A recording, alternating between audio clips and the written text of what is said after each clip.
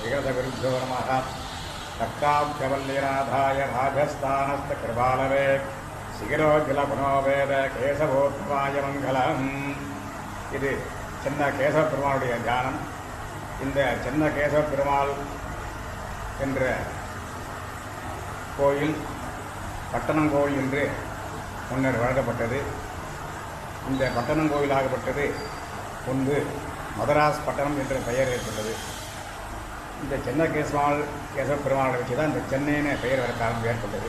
இது எப்படி என்று சரித்திரம் என்னவென்றால், இந்த சின்ன கேசவ பெருமாள் கோயில் சுமார் 300 ஆண்டுகளுக்கு முன்னால் கிழக்கிந்திய கம்பெனிக்காரர்கள், பிரிட்டிஷ்காரர்கள் இங்கே வியாபாரம் செய்வதற்காக இங்கு வரும்பொழுது இந்த கோயில் தற்போது உயர்நீதிமன்றம் என்று வழங்கப்படும் ஹைகோர்ட்டில், அப்போது உயர்நீதிமன்றம் கிடையாது, அந்த இடத்தில் இந்த சன்னதி இருந்தது. சைவம் வைணவம் இரண்டும் கலந்தார் போல தென்ன மண்டீஸ்வரர் சின்ன கேசவ பெருமாள் கோயில் அங்கே எழுந்தருளுகிற பெருமகால்கள் எழுந்தருளியிருந்தார்கள். அப்படி இருக்கும் சமயத்தில் கிழக்கிந்திய கம்பெனிக்காரர்கள் வியாபாரத்துக்காக அந்த கோயில் அவர்களுக்கு தடங்கலாக இருந்தபடியால் அந்த கோயிலை இடிக்க முற்பட்டனர். அப்படி முற்படும் போது அவர்களிடம் இப்போது நிர்வாகம் செய்து வரும் திரு மணலே சீனிவாச முதலியாருடைய மூதாதையர் முத்துக்கிருஷ்ண முதலியார் என்பவர் ஆங்கிலேயரிடம் திவானாக இருந்து வந்தார். அப்படி அந்த கோயிலை இடிக்கப்படும் போது ஜனங்கள் எல்லாரும் ஆர்ப்பாட்டம் செய்தார்கள். கிழக்கிந்திய கம்பெனிக்காரர்கள் அவரிடம் இதுமாதிரி ஜனங்கள் எல்லாம் இதற்கு எதிர்ப்பு தெரிவிக்கிறார்கள், இதற்கு என்ன செய்வது என்று ஆலோசனை கேட்டார் முத்துக்கிருஷ்ண முதலியார் அவரிடம். அவரும் இந்த மாதிரி கோயில் எடுப்பதனால் ஜனங்கள் அப்படி தான் செய்வார்கள், அதற்கு இந்த கோயில் இங்கே இருக்கிற மாதிரி வேறு இடத்தை கொடுத்து இங்கே இருக்கிற சுவாமிகளை அந்த இடத்தில் ஏல பண்ணி கோவில் கட்டி கொடுத்தால் அவர்கள் அமைதியாவார்கள் என்று சொன்னார், ஆலோசனை வழங்கினார். சரி, அப்படியே செய்வோம் என்று தற்போது இருக்கும் இந்த இடத்தை வழங்கினார்கள். இதற்கான செலவுகளெல்லாம் நானே ஏற்றுக்கொள்கிறேன் என்று சொல்லி முத்துக்கிருஷ்ண முதலியார் அவரிடம் சொன்னார். சரி, நாங்கள் இடத்தை கொடுக்கிறோம், நீங்கள் கோவில் கட்டி கொள்ளுங்கள் சொல்லி இடத்தை கொடுத்து இடத்தை அவரிடம் கொடுத்தார்கள். அவரும் முத்துக்கிருஷ்ண முதலியாரும் அவருடைய சொந்த செலவில் இப்பொழுது இருக்கும் இந்த கோவிலை அவருடைய முயற்சியின் பெயரில் கட்டி முடித்தார். இந்த கோவில் ஏற்பட்டு சுமார் 300 ஆண்டுகள் ஆகிறது. அதற்கு முன்னர் அது எத்தனையோ காலமாக இருந்தது, அது எத்தனை காலம் இருந்தது யாருக்கும் தெரியாது. அப்படி அந்த கோவில் அந்த இடத்தில் இருக்கும் பொழுது முகலாய காலத்தில் ஹைதர் அலி என்ற ராஜா என்ன பண்ணுறான், கோவிலுடைய விக்கிரகங்கள்லாம் கொள்ளடிக்க ஆரம்பித்தான். அப்போ அவனுக்காக பயந்து என்ன பண்ணால் கோவில் விக்கிரகங்கள்லாம் கொண்டு போய் பாதுகாப்பாக வைப்பதற்காக தற்போது திருநீர்மலை என்று வழங்கப்படும் மலைப்பிரதேசத்தில் அந்த இடத்துல ஒரு பாதுகாப்பு இடத்துல விக்கிரகங்கள்லாம் கொண்டு போய் வச்சிடுறான். அப்புறம் அந்த முகலாய காலம் முடிந்ததுக்கு அப்புறம் கோவிலை கட்டி முடித்தார்கள். கோவிலை கட்டி முடிக்கும் ஒரு சின்ன இடைவெளி, அதாவது இந்த கோவிலை கட்டி முடித்தவுடன்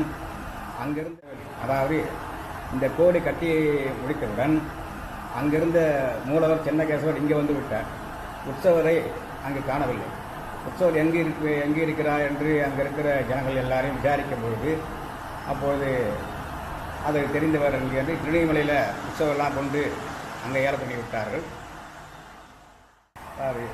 அந்த உயர்நீதிமன்றம் அந்த இடத்துல கோவில் இருக்கும் பொழுது முகலாய காலத்தில் ஹைதர் அலி என்ற ராஜா கோவில்களெல்லாம் கொள்ளடிக்க ஆரம்பித்தான். அதுக்காக பயந்து அங்கே இருக்கிற பட்டாச்சாரிகள்லாம் அந்த விக்கிரத்தை காப்பாற்றுவதற்காக திருநீர்மலை என்று வழங்கப்படும் அந்த மலைப்பிரதேசத்தில் நின்றான், இருந்தான், கிடந்தான், நடந்தான்ற 4 திவிதேஸ்வரால் எழுந்திருக்கிற இடத்துல கொண்டு போய் அந்த இடத்துல இந்த உற்சவமூர்த்தியெல்லாம் கொண்டு போய் அங்கே வச்சிடுறான். அதுக்கப்புறம் அந்த முகலாய காலம் முடிஞ்சதுக்கப்புறம் மறுபடியும் கொண்டு வந்து வைக்கிறச்சு உற்சவர் மாறிவிட்டார். இங்கேருந்த சின்னகேசவர் அங்கே தங்கிட்டார், அங்கேருந்த சாந்தரசிமாவிட்டார், இங்கே வந்துவிட்டார். அதனால் இங்கே வந்து ஆழ்வார்கள் பாடிதான் சரித்திரம் தெரியவில்லை. இருந்தாலும் ஆழ்வாரால் திருமங்கி ஆழ்வார்ன்ற ஆழ்வார் மங்களாசாரம் அங்கே பண்ணியிருக்கார். இந்த சாந்தரசிமராகப்பட்ட உற்சவரை அந்த திருமங்கி ஆழ்வார் மங்களாசம் பண்ணப்பட்ட உற்சவத்தை இங்கே எழுந்தருளி விட்டார். ஆகையால் இது அபிமான ஸ்தலமாக இருந்தாலும் இந்த உற்சவர் திவிதேச இங்கேன்றதுனால திவிதேச உற்சவர் தான் இது திவிதேசம் என்ற நம்ம போய் சேவிச்சமையான என்ன அவரம் கிடைக்குமோ அந்த அவலம் இங்கே நம்ம இந்த சண்டையில் கிடைக்கும். ஆகையால் மூலவர் சென்னகேசவர், உற்சவர் சாந்தரசிம்மர். இந்த சென்னகேசவ உற்சவர் அங்கே இருக்கார். அங்கேருந்து தரிமலை அவத்தைங்கிறதுனால இது பெரிய விசேஷம் அப்படின்ட்டு விஷயம் சொல்கிறது. இது 300 வருஷம் காலத்துக்கு முன்னாடி பெருமாள் இங்கே எழுந்தழைக்கும் போது அப்போ உற்சவர் காணவில்லை. அங்கே காணாபோது தான் அங்கே இருக்க விசாரிக்கும் போது பட்டாச்சாரியர் அங்கே கொண்டு போய் இருக்கு. அந்த பட்டாச்சாரியர் போயிட்டார். பின்னாடி வந்த வம்சாவையில் பட்டாச்சார் இந்த மாதிரி அங்கே எழுந்திருக்கிறார் அந்த உற்சவமூர்த்தி. அந்த உற்சவத்தை அங்கே பார்த்தோமே. ஆனால் நமக்கு எந்த உற்சவர் பார்த்து கொண்டு வந்து இங்கே வைக்கலாம் அப்படி விஷயம் சொல்லிடுச்சு. அப்போது கொண்டு வச்சுவா போயிட்டா. அதனால் அந்த உற்சவம் எதிர்ந்து இவாள் தெரியவில்லை. இருந்தாலும் சரி, இதுதான் நம்மளுடைய உற்சவராகும் என்று எண்ணி அவர்கள் கொண்டு பிரதிஷ்டை பண்ணி ஆகிட்டது. அப்படி பிரதிஷ்டை பண்ணதுக்கப்புறம் பார்த்தா இது நம்ம சென்னகேசவர் இல்லை, அங்கே இருக்க சாந்திரகண்டன் தெரிவதனால சரி வைத்ததாக அப்படியே இருக்கட்டும் சொல்லி பெருமாளிய திருவிழன் அப்படியே பிரதிஷ்டை பண்ணி ஆகிட்டது. ஆகையால் இது சென்னகேசவர் மூலவராகவும் உற்சவர் சாந்திரகராகவும் இங்கே எழுந்திருக்கிறார்கள். ஆகையால் இங்கே சேவிச்சமையானால் திவிதேச கோவிலை போய் சேவிச்சோம்னா என்ன நமக்கு அனுகிரகம் கிடைக்குமோ அந்த அனுகிரகம் இங்கே பெருமாள் அனுகிரகம் பண்ணுவார் என்று ஒரு சின்னம். இது இந்த கோவிலில் சித்திர மாதம் பிரம்மோற்சவம் வருஷத்துக்கு 12 மாதமும் ஒவ்வொரு உற்சவம் நடந்து கொண்டிருக்கிறது. இந்த முக்கியமான உற்சவம் பிரம்ம உற்சவம். சித்திர மாதம் சித்திரை திருவோணத்தை முன்னிட்டு பிரம்மோற்சவம் நடக்கிறது. வைகாத மாதம் வசந்தோற்சவம். ஆனி மாதம் பெரியாழ்வார்ன்ற அந்த ஆண்டாருடைய வகுப்பனார் பெரியாழ்வார், அவருக்கு ஆனி சுவாதி முன்னிட்டு 10 தினங்கள் உற்சவம் நடக்கிறது. ஆடி மாதம் திரு ஆடிப்புறம் ஆண்டாள் உற்சவம். ஆவணி மாதம் பவித்திர உற்சவம். புரட்டாசி மாதம் 4 சனிக்கிழமையும் விசேஷமான அலங்காரங்கள் திருமணம் நடக்கிறது. மேலும் நவராத்திரி தாயாருக்கு 9 நாட்கள் நடைபெறுகிறது. ஐப்பசி மாதம் முதல் ஆழ்வார் ஆழ்வார்களுக்கு அவதார உற்சவம். கார்த்திகை மாதம் தீபோற்சவம். மாதம் முதல் ஆழ்வார்களுக்கு அவதார உற்சவம். கார்த்திகை மாதம் தீபோற்சவம். அப்புறம் அத்தியன மார்கழி மாதத்தில் ஜனமாத பூஜைகளும் ஆண்டாள் நீராட்டு உற்சவம் 10 நாட்களும். மேலும் பகல் 10 ராபத்து வைகுண்ட ஏகாதசி முன்னிட்டு அத்தியன உற்சவம் 20 நாட்கள் நடக்கிறது. மாசி மாதம் மாசி மகோற்சவம், ஆழ்வாருடைய அவதார உற்சவம். பங்குனி மாதம் ஸ்ரீ ராமநாமி உற்சவம் 10 தினங்கள் நடக்கிறது. பங்குனி உத்திரம் தாயா திருக்கல்யாண உற்சவம். இதோடு வருடாந்திர உற்சவங்கள் பூர்த்தியடைகிறது.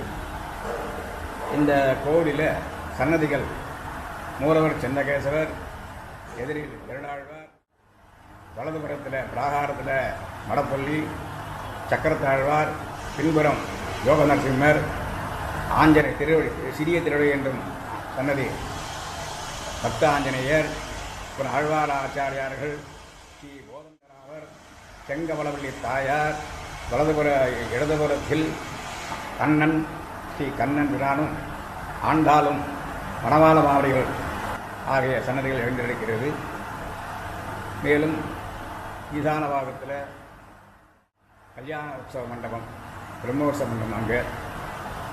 அப்புறம் பின்புறம் குளக்கரை இருக்கிறது. இங்கே குளக்கரை, இந்த கோவில் சென்னையில் குளம் இருப்பது பெரிய விசேஷம். அது சுற்றிலும் கடைகள் கூட சூழி குளம் மூடப்பட்டிருக்கிறது. ஜனங்கள் அதை நடைமுறைப்படுத்தாமல் இருக்கிறது. இது இந்த கோவிலுடைய அமைப்பு. ஆகையால் இந்த சென்னகேசபுராலை எனவே எங்கள் பக்தர்கள் தரிசனம் செய்தால் அவருடைய குறைகளை அவர் நல்வாழ்வு பண்ணக்கூடிய பெருமாள் நல்ல பரிபூர்ணமாக அனுகிரகம் பண்ணுறதுக்கு எல்லாரும் இங்கே சன்னதியில் சக்கரத்தாழ்வாருடைய சன்னதி முதல் இந்த சன்னதியெல்லாம் பிரதிஷ்டையானது.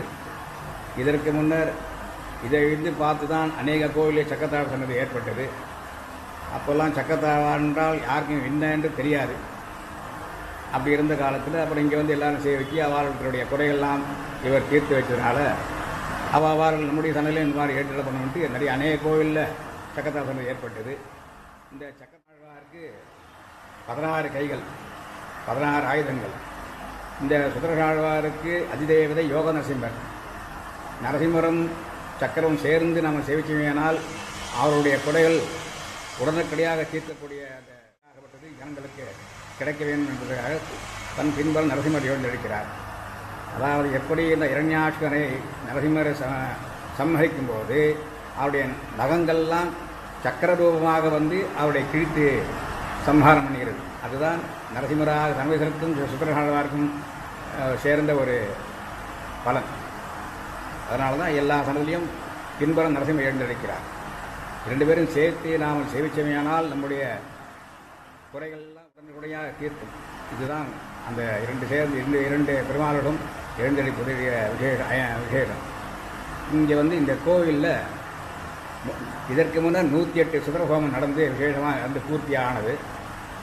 இப்பொழுதும் மாதம் ஒரு சுதரஹோமம் நடந்து வருகிறது.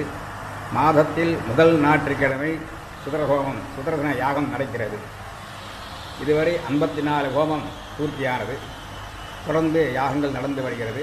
மாதத்தில் முதல் ஞாயிற்றுக்கிழமை ஏதாவது உற்சவ காலத்தில் அந்த மாதிரி வரும்பொழுது மாறுதல் ஆகும். முதல் வாரம் இல்லை 2வது வாரம் 3வது வாரம் இது மாதிரி எப்போதாவது உற்சவ காலத்தில் மட்டும் மாறும். மற்ற நாட்களில் முதல் வாரத்தில் இந்த ஹோமம் நடைபெறுகிறது. அனைவரும் இந்த சுதர ஹோமத்தில் வந்து சங்கல்பம் செய்து அவருடைய குறைகளை எல்லாம் தீர்த்து பெருமாள் சுதரஹாழ்வார் அவர்களுக்கு பரிபூர்ண அனுகிரகம் பண்ண வேண்டுமாய் சுதரஹாழ்வாரிடம் பிரார்த்திக்கிறேன்.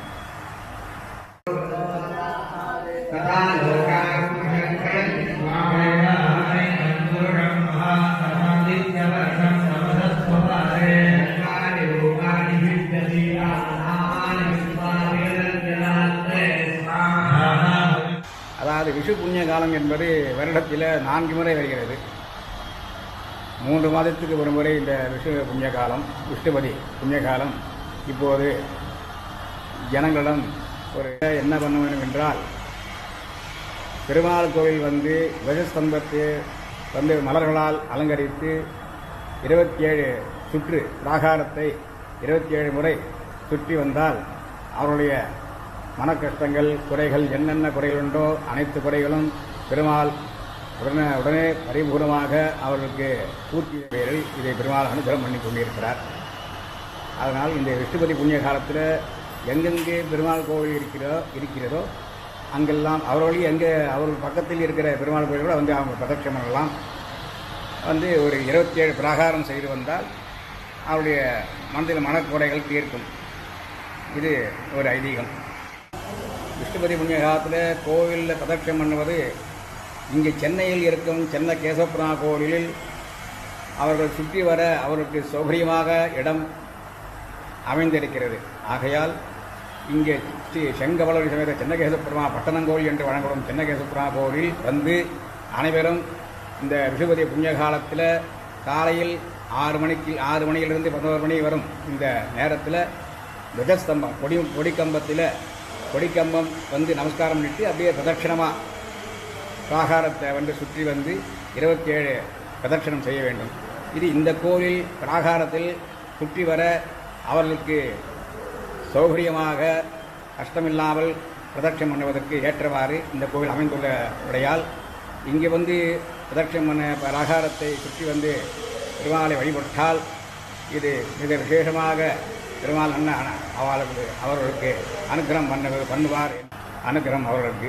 ஆகையால் இங்கே வந்து அனைவரும் இந்த கொடிக்கம்பத்தை நமஸ்கரித்து புஷ்ப அலங்காரம் பண்ணி அப்படியே 27 பிரதட்சணம் பண்ணி வந்தால் நன்றாக பெருமாள் அவர்களுக்கு தரிசனம் கொடுத்து அனுகிரகம். மேலும் இந்த கோவில் என்ன விசேஷம் என்றால், தினமுமே காலையில் இந்த கொடிக்கம்பத்தின் மேல் 2 கழுகுகள் வந்து காலையில் அமர்ந்து கத்தி கொண்டிருக்கும். இதை நானே கண்டிருக்கிறேன். ஆகையால் பக்தர்கள் இது வந்து அவர்களுக்கு பாக்கியம் இருந்தால் இதை தரிசனம் செய்யலாம்.